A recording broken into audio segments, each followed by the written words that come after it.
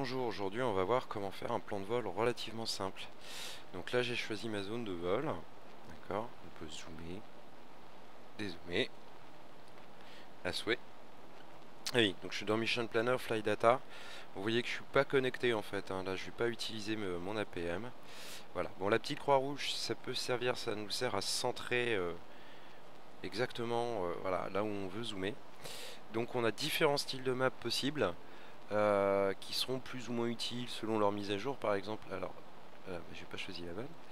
Voilà, si on prend celle-là par exemple, on voit que là il y a les arbres, donc ça va pas être pratique, elle est un peu trop ancienne.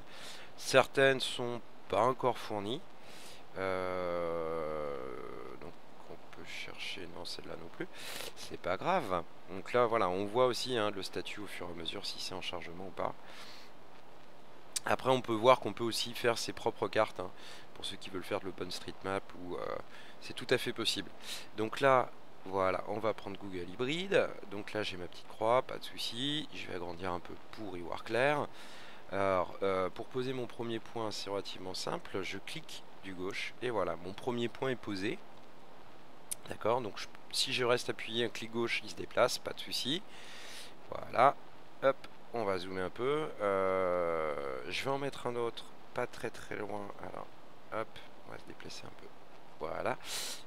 Ouais, si on veut pour déplacer sur la carte, on clique.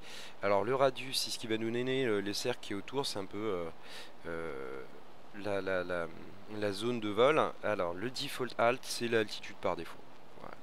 Donc je pose mon deuxième point. On va dézoomer, on va faire le tour du terrain. Troisième point, quatrième point, cinquième point, sixième point, histoire de faire un truc à peu près. Et le septième, je vais le mettre tout près. Alors, vous allez voir après pourquoi. Donc on voit, je décolle, 1, 2, 3, ok. Ça, c'est facile. Alors, si je prends, pourquoi j'ai mis le waypoint 1 là, parce qu'on peut lui demander différentes fonctions. Donc la première fonction, donc on les détaillera plus tard. La première fonction que je vais lui demander, c'est décoller, take off. Voilà, je choisis mon take off. Alors, ça, pousser, ça ne nous sert pas. Et sur le septième, tant qu'à lui demander de décoller, on va lui demander d'atterrir.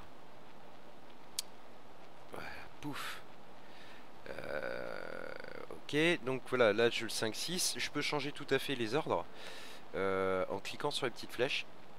Voilà, pouf. Et voilà, on voit que je passe du 4 au 5, puis au 6 et retour. Alors, donc ça peut être pratique avec ces flèches pour changer l'ordre. Si je veux déplacer un point, hein, je reste cliquer gauche, je le déplace.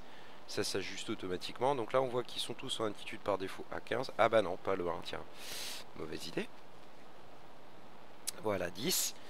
Je peux très bien changer les altitudes après de façon tout comme j'ai envie. Là, par exemple, 30, on voit que du coup, il va monter. Il prend un ascendant. Et voilà, là, je peux sauver mon plan de vol directement pour pouvoir après le réinsérer sur ma machine. Voilà, faudra pas oublier d'engager le mode auto. Là, on voit le nom du fichier. Voilà, pour le premier plan de vol.